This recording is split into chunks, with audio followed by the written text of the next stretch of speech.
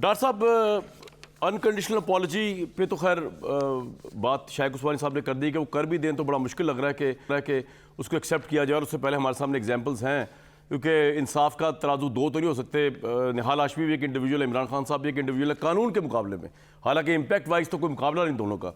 लेकिन जिस तरह का सोशल मीडिया पे कैंपेन चल रही है और जिस तरह आपकी पार्टी ने अभी तक इस बारे में कोई रिएक्शन नहीं दिया, ना इमरान साहब ने कहा है, मुश्किल है ना इमरान खान साहब जैसी शख्सियत जो है वो माफ़ी मांग लें कोर्ट के आगे जाके, यह है कोई पॉसिबिलिटी मांग लेंगे? देखिए कामरान, अगर आपने बात कर दी है फजल रहमान हो या मरियम नवाज साहिबा हो या मियाँ नवाज शरीफ हो, खैर उनका भी आज कोई मुकाबला नहीं है अवामी मैदान में। जो पॉपुलैरिटी इस वक्त इमरान खान की है, उनके साथ क्या किया गया था उनके भी बयान सुना देते हैं। मैं तो ये समझता हूँ कि सबके बयान इकट्ठे कर लेते हैं। और मुझे पहले तो ये बताएं ना, ये 31 अगस्त की तो बारी बाद में आएगी कामरान, उससे पहले तो 25 अगस्त को टेररिज्म कोर्ट में इमरान खान ने पेश होना है। सिर्फ बोलने के ऊपर इस मुल्क में दहशतगर्दी का पर्चा हो जाता है सिर्फ स्पीच करने पे।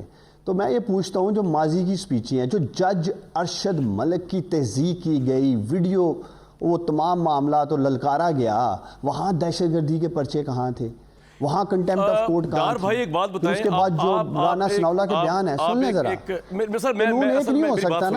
मैंने ना, मैं असल में होता ये सर, एक तो होता है ना पुरानी फिल्म होती है ये, मैंने इतना धोया है इनको, नून लीग वालों को इतना धोया है, मेरा भाई डार भी होता था उन प्रोग्रामों में, ये राना सनौला साहब ने ये कर दिया, फलां ने ये कर दिया।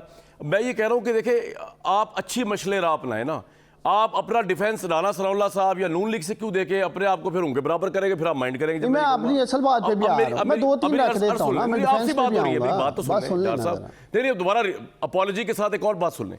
आपके नज़दीक that is perfectly all right, आप एक पार्टी के जो आपके लीडर हैं वो खुदा तो नहीं ना है, वो जो कह दें कि हर चीज़ ही सही है, अनलेस कि आप ये मान लें कि इनसे खता नहीं हो सकती।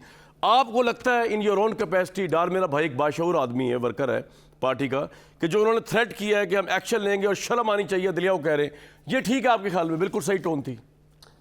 देखिए आप सुने, आप ठीक सवाल किया ना आपने। देखिए शहबाज गिल जिसके कॉन्टेक्स्ट में बात की जा रही है, उसे ज़हनी टॉर्चर दिया गया पुलिस की कस्टडी में, इस्लामाबाद पुलिस कस्टडी में उसे जिस्मानी तौर पे टॉर्चर किया गया एंड देन जिनसी तौर पे तशद्दुद किया गया।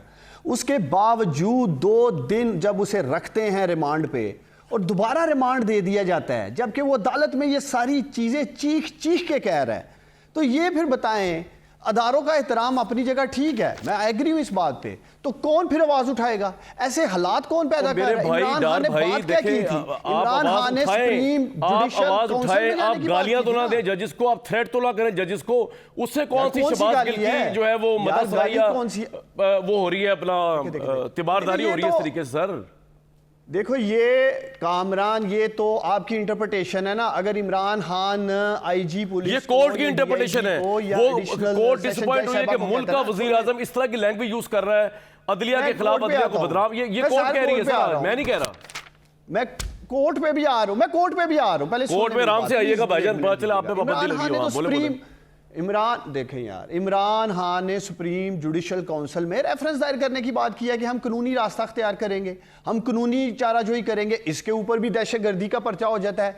आज तो एक कानूनी राय ये भी पाई जाती है, मैं पूछना चाहता था उस्मानी साहब से, कि सुप्रीम कोर्ट ऑफ पाकिस्तान ने तो हाई कोर्ट का अज़े खुद नोटिस लेना ख़त्म कर दिया हुआ है। मुझे तो नहीं समझ आई, लोग ये भी कानूनी तौर पे देख रहे हैं कि इन्होंने किस तरह खुद नोटिस लिया है। दूसरा लोग देख रहे हैं जो आर्टिकल 204 यहाँ पे आपको कोर्ट देख रही है, फिलहाल तो मैं आगे चलता हूँ। डार साहब बात सुने, लोग देख रहे हैं, सुने, एक बात और सुने, आखिरी बात, मैंने अभी आप मेरे साथ ही हैं, मैंने इमरान खान साहब को मशवरा दिया कि इमरान साहब मेरी बात, मैं इंपॉर्टेंट बात करने लगा। जी बोले बोल ले, आपकी तो कोई बात बुरी लगती नहीं यार। देखें कंटेम्प्ट की बात हो रही है ना, कंटेम्प्ट जो आर्टिकल 204 में है वो हाई कोर्ट के जजेस और सुप्रीम कोर्ट के जजेस के लिए है।